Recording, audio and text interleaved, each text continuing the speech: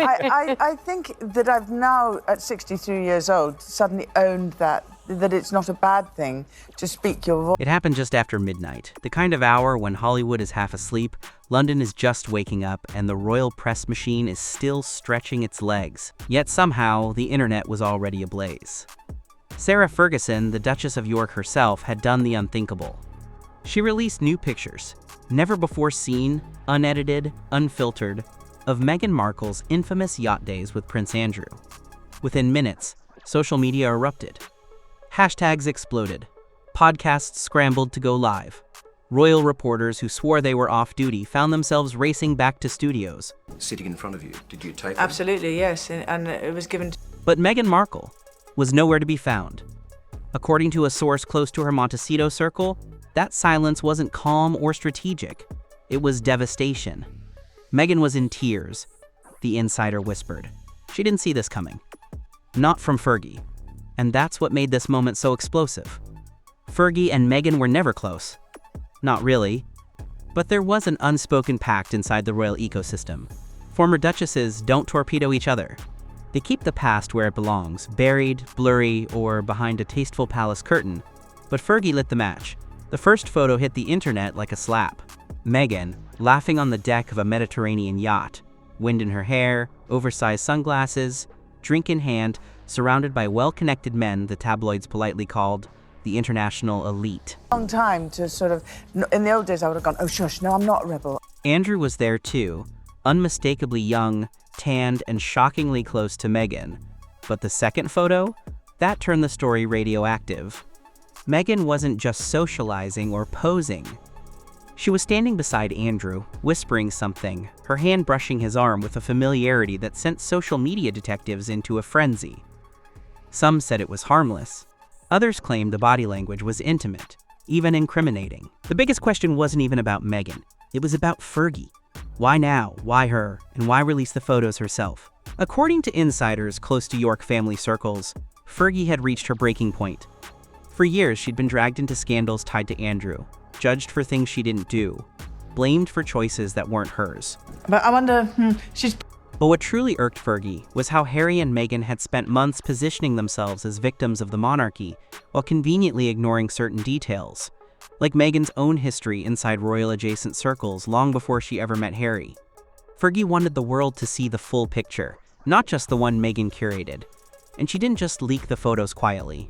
She posted them with commentary, direct, fiery commentary, a single sharp line that ignited every corner of the royal internet. Some memories should never be rewritten. Boom. That wasn't subtle. That wasn't diplomatic. That was Fergie. Unfiltered, unbothered, and clearly fed up. Within minutes, Meghan's name was the #1 trending topic in the UK. Within 10 minutes, it was trending in the US too. The reactions split the internet in half. On Prince Harry and Meghan Markle's former home, Frogmore Cottage. Some defended Meghan fiercely, arguing the photos were ancient history. She was just a young actress networking like anyone else. Others demanded explanations. How did Meghan know Andrew? What was she doing on that yacht? Why had this era mysteriously vanished from every interview, documentary, and speech? But the person with the biggest reaction wasn't the public. It was Meghan herself. Inside that Montecito mansion, where the windows are tall and the privacy hedges taller, Meghan was reportedly pacing, furious, panicked, and devastated all at once. She had spent years crafting a flawless, carefully curated narrative about her journey, her rise, her identity. And in a matter of minutes, Fergie had shattered it. She felt blindsided, the insider continued. And what hurt her most was that she couldn't counter the narrative, not without drawing even more attention to it. Meghan has always operated in two modes: control the story or silence the story. But this time, neither option existed. Because Fergie wasn't a tabloid. She wasn't a commentator, a blogger, or a gossip columnist. She was a duchess, a royal insider, a witness, someone with receipts. And those receipts were only just beginning to surface. Here's where things took a darker, more chaotic turn. The photos Fergie dropped weren't the end, they were the beginning.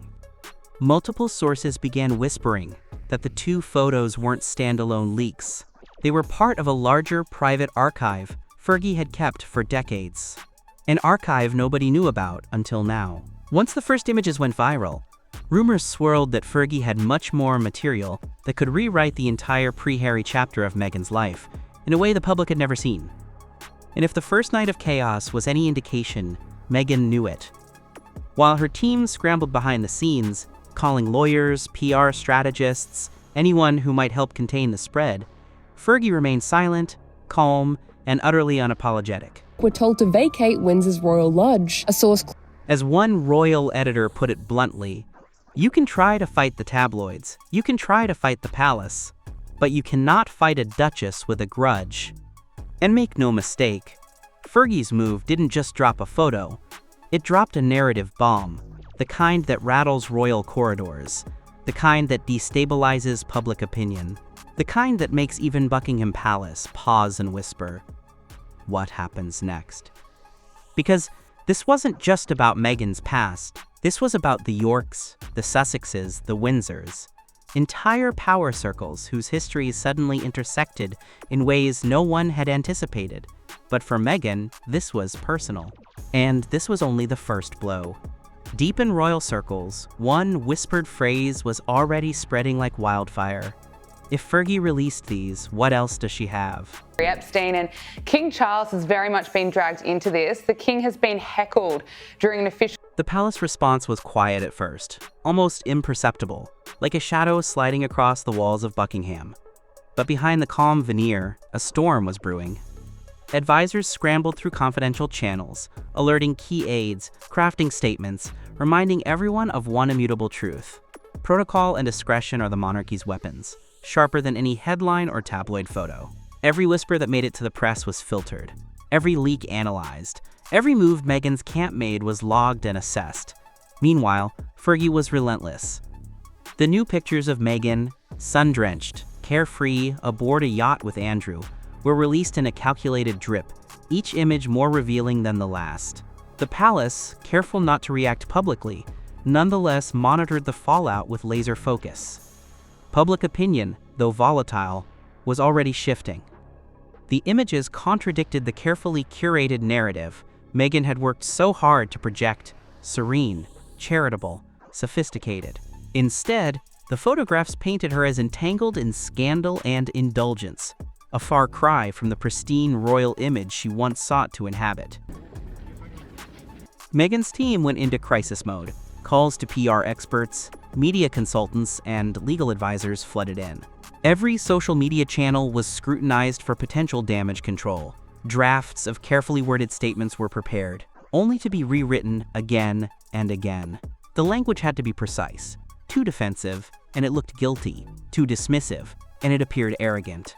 Each version walked a razor's edge between explanation and obfuscation. Fergie, sensing the panic, doubled down.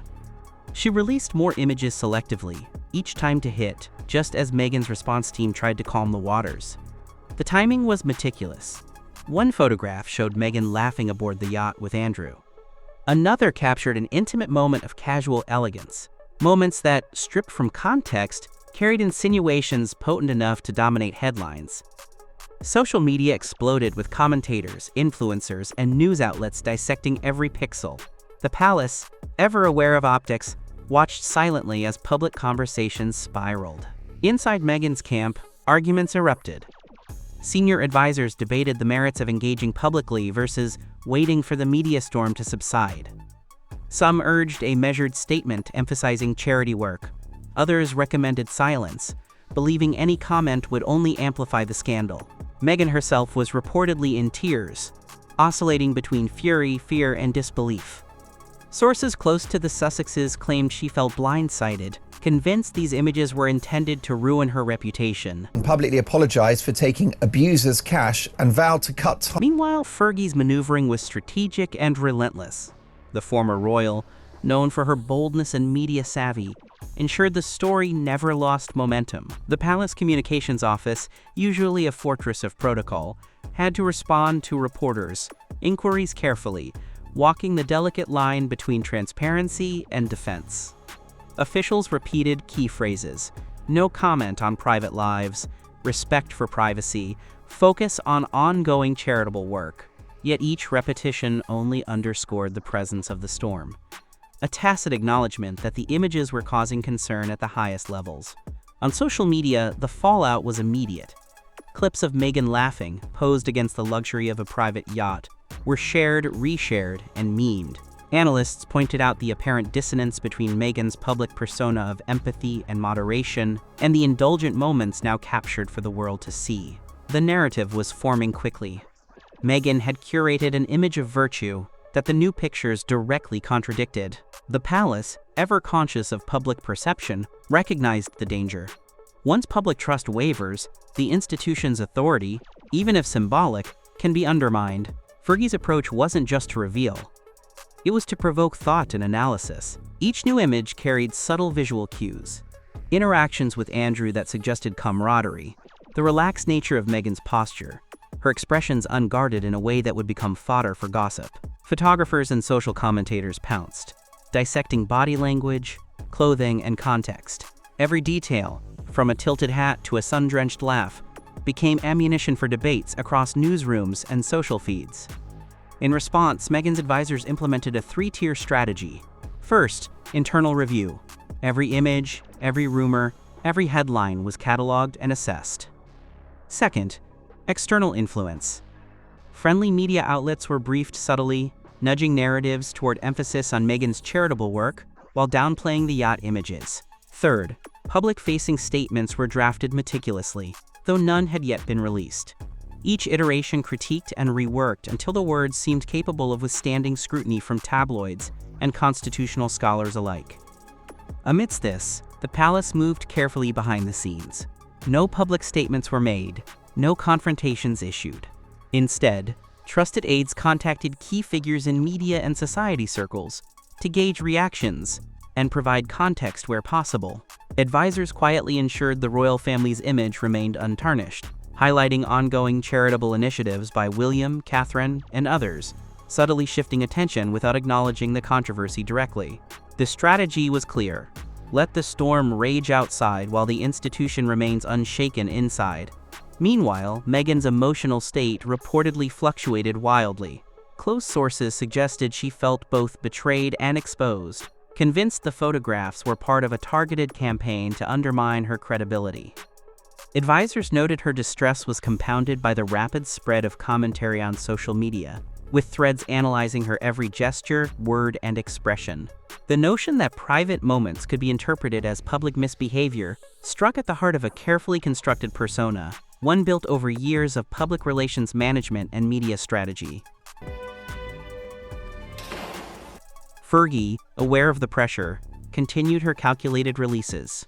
Each new photograph was paired with selective commentary, emphasizing the contrast between Meghan's cultivated public image and the candid moments captured on the yacht. The effect was immediate. Headlines splintered between outrage, analysis, and satire. Social media users debated fiercely, generating enormous engagement, while commentators speculated endlessly about implications for Meghan's public life and her relationship with Harry.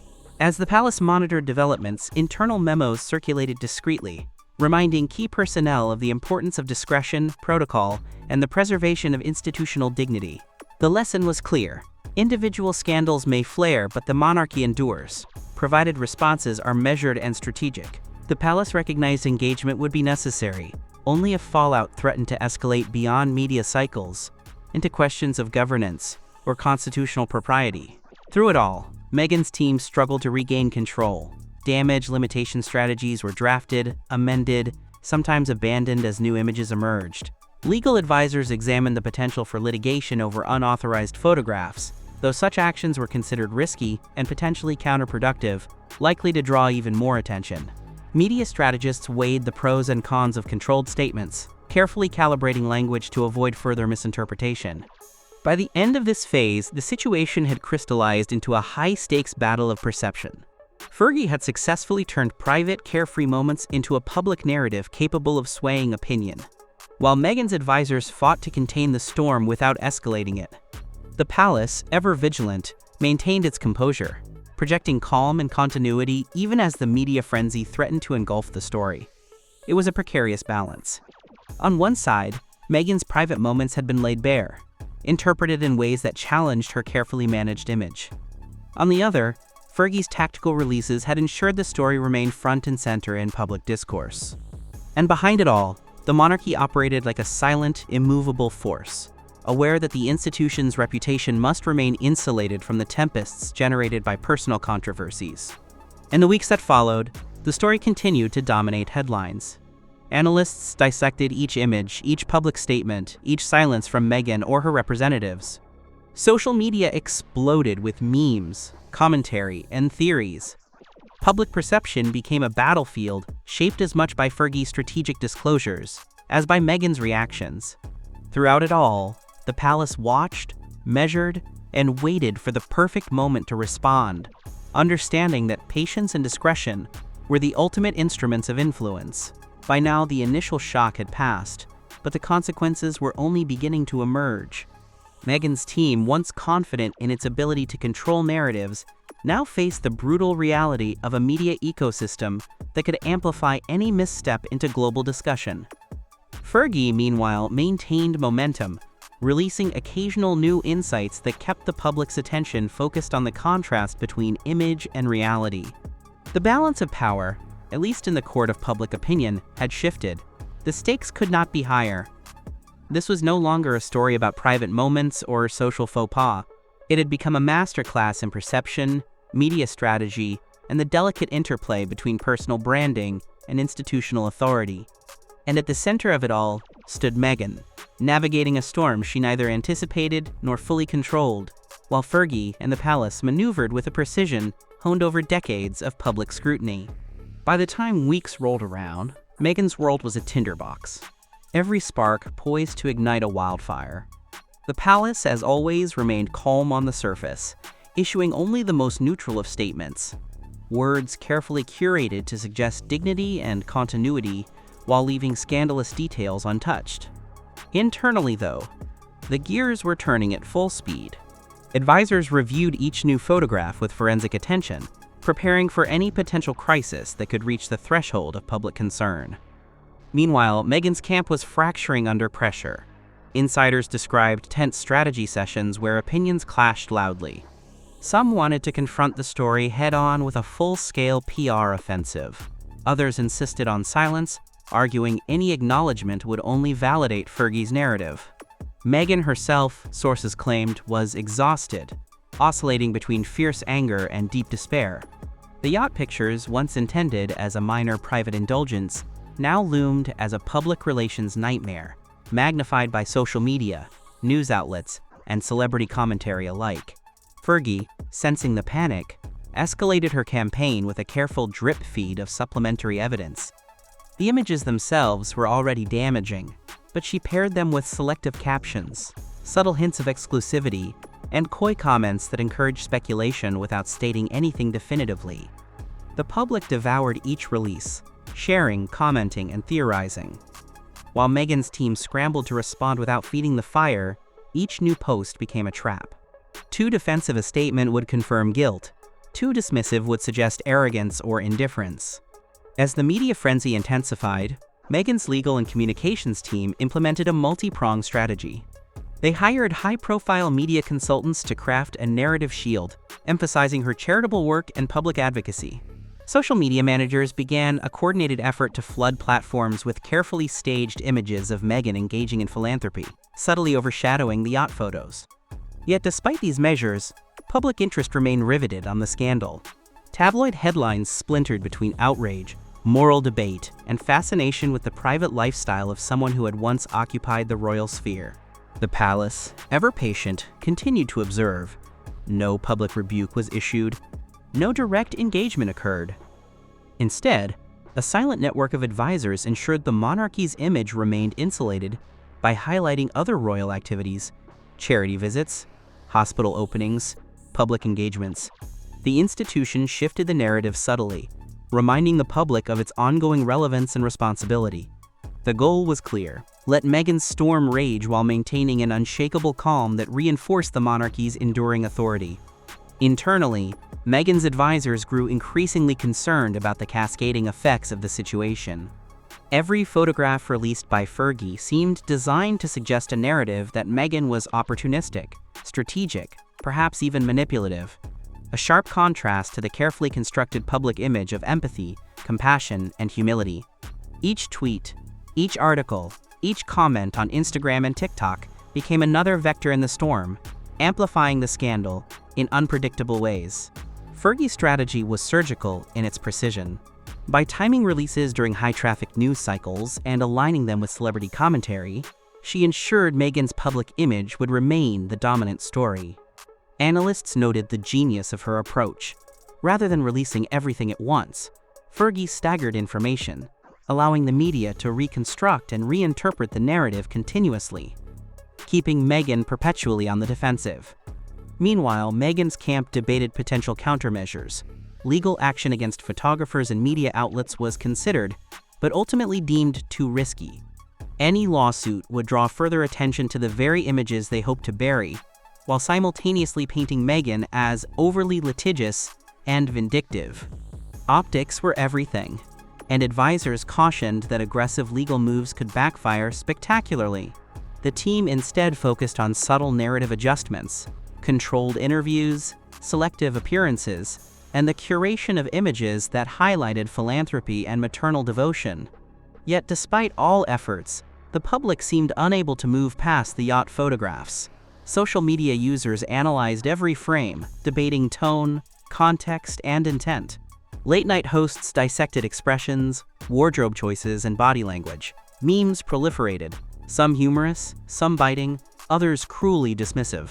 Each day brought fresh waves of scrutiny, and Meghan's carefully maintained aura of composure seemed increasingly difficult to sustain. The palace, meanwhile, used this time to reinforce its own narrative infrastructure. Advisors coordinated with media partners to subtly shift public attention toward ongoing royal initiatives, charitable work, and ceremonial engagements. The monarchy did not react to Meghan's scandal overtly.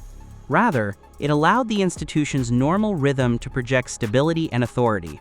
The contrast between Meghan's turmoil and the royal family's measured composure served as an implicit reminder of the enduring hierarchy. Personal scandal could flare, but the monarchy itself remained unshaken. As the weeks passed, Meghan's PR team grew increasingly desperate.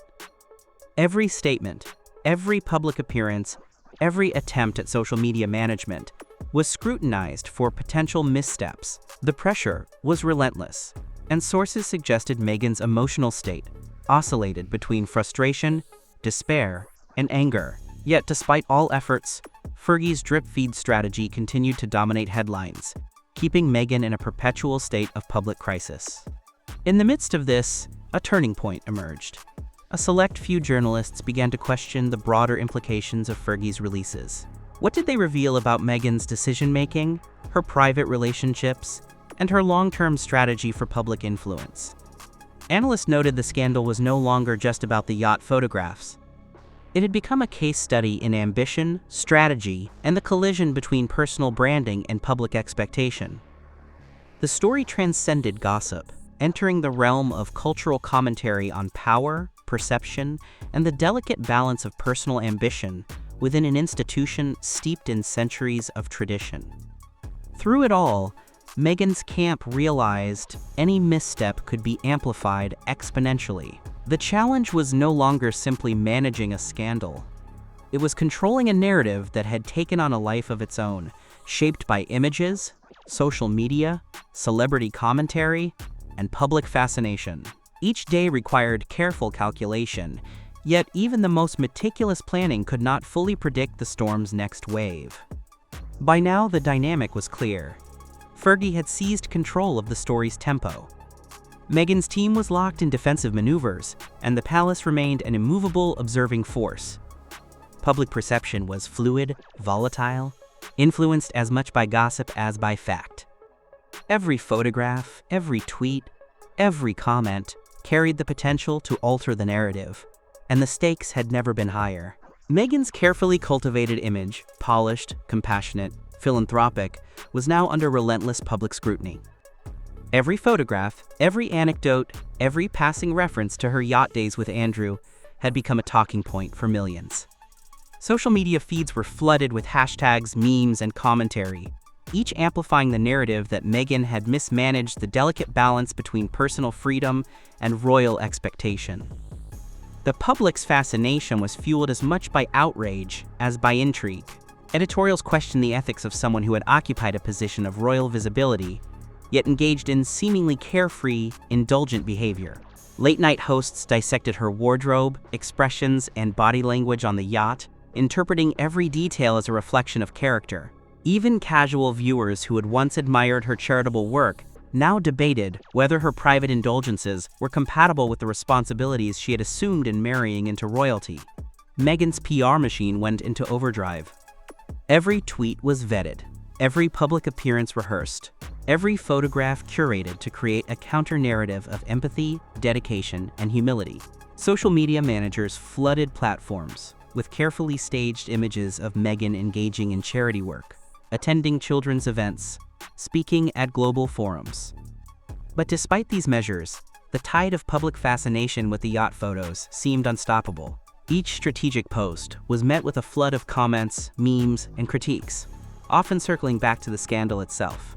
Inside her team, tension reached a boiling point. Advisors debated every potential strategy: confront the story head-on, issue a formal statement, or continue to lean into silence. Some argued for total media blackout to let the story die naturally, while others insisted on carefully orchestrated media appearances to assert control over the narrative. Each approach carried risk. Any misstep could exacerbate the public perception that Meghan was manipulative, evasive, or untruthful. Meanwhile, Fergie remained a shadowy yet ever-present force in the background. Her strategy had been flawless. Drip-feed the yacht images at precise intervals, pairing them with subtle commentary that encouraged speculation while avoiding outright accusation. The genius of her approach lay in its timing and restraint. By never revealing everything at once, she ensured the story remained a living, breathing narrative, continuously evolving with public reaction.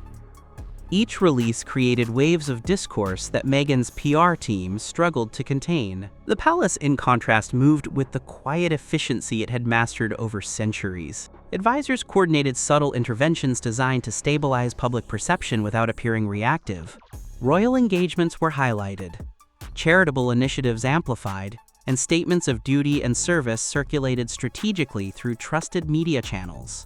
The contrast between Meghan's visible distress and the calm, measured actions of the monarchy served to reinforce the enduring authority and poise of the institution. Public reaction became increasingly polarized. Some sympathized with Meghan, framing the story as an invasion of privacy and a misrepresentation of her character. Others seized on the narrative of indulgence, positioning her actions as evidence of entitlement and ambition. Talk shows, podcasts, and online forums dissected every nuance, fueling a feedback loop of analysis, judgment, and speculation. The scandal had transcended gossip, becoming a cultural moment, a lens through which discussions of privilege, accountability, and personal ambition were magnified. Inside Meghan's team, fatigue and frustration were palpable. Sources described long nights of crisis management, with advisors monitoring social media trends, drafting talking points, and preparing for hypothetical interviews. Legal consultants assessed the potential for further media exposure, weighing the risks of litigation against the inevitable amplification any lawsuit would generate. The challenge was no longer simply controlling a narrative. It was survival within a media ecosystem that thrived on scrutiny and sensationalism. At this juncture, even minor missteps could ignite disproportionate backlash. An ill-timed statement, a perceived tone-deaf comment, or a social media post that failed to resonate could spiral into a full-blown scandal. The pressure on Meghan to perform, both publicly and strategically, had reached unprecedented levels. Insiders noted the emotional toll was evident. What had started as embarrassment had escalated into a full-scale public crisis, touching not just reputation, but personal relationships and professional influence. The palace continued its silent orchestration, while Meghan's team flailed against the visible storm. Royal advisors ensured the institution's long-term narrative remained untainted. Charitable events were highlighted, speeches and initiatives promoted, media narratives gently redirected. By projecting continuity and responsibility, the monarchy maintained authority while allowing Meghan's situation to burn itself out under public scrutiny. The implicit lesson was unmistakable. Private scandal could rage, but the monarchy endured. As weeks turned into months, the public's appetite for the story showed no signs of abating. Each new analysis, whether critical or sympathetic, reinforced the central narrative. Meghan had miscalculated the delicate balance between personal freedom and public expectation. The images of yacht leisure, once trivial, had become symbols of ambition, entitlement, and the tensions inherent in her dual existence as both a private citizen and a former royal. In response, Meghan's team continued its meticulous management, emphasizing messaging of compassion, philanthropy, and global influence. Carefully staged interviews and public appearances highlighted her commitment to charitable causes, while strategic social media engagement aimed to shift focus away from the scandal. But the media cycle, relentless and unforgiving, kept the yacht images at the forefront of public consciousness. The psychological toll on Meghan became increasingly apparent. Sources described a state of heightened anxiety, with each new media release triggering acute stress and uncertainty. Advisors worked tirelessly to shield her from the worst of public scrutiny, yet the sheer scale of attention made complete insulation impossible. Every move, every gesture, every carefully planned public appearance was scrutinized for inconsistencies, tone, and implication. Meanwhile, Fergie's strategic precision remained unchallenged. By maintaining control over the timing and framing of each new revelation, she ensured Meghan remained in a defensive posture. Every potential counter-narrative was anticipated, neutralized, or preempted through subtle reinforcement of the scandal. The yacht images, already iconic in their own right, became a lasting symbol of misjudgment in the court of public opinion. As it all drew to its climax, one truth became unavoidable. Meghan's PR machinery, no matter how sophisticated, was locked in a losing battle against a story carefully curated and perpetuated by outside forces. The palace, ever patient, observed with quiet calculation, allowing the storm to rage while maintaining institutional dignity. Public attention, unpredictable yet relentless, ensured the narrative would remain unresolved, perpetually drawing Meghan back into scrutiny and forcing her to navigate a landscape where personal ambition collided with centuries of expectation and tradition.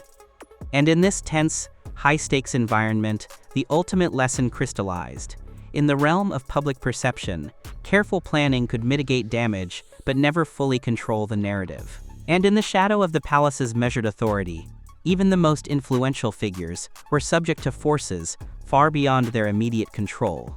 Meghan's journey through scandal, strategy, and public scrutiny had entered a new phase, one defined not just by images or headlines, but by the intricate interplay of ambition, power, and perception on a global stage.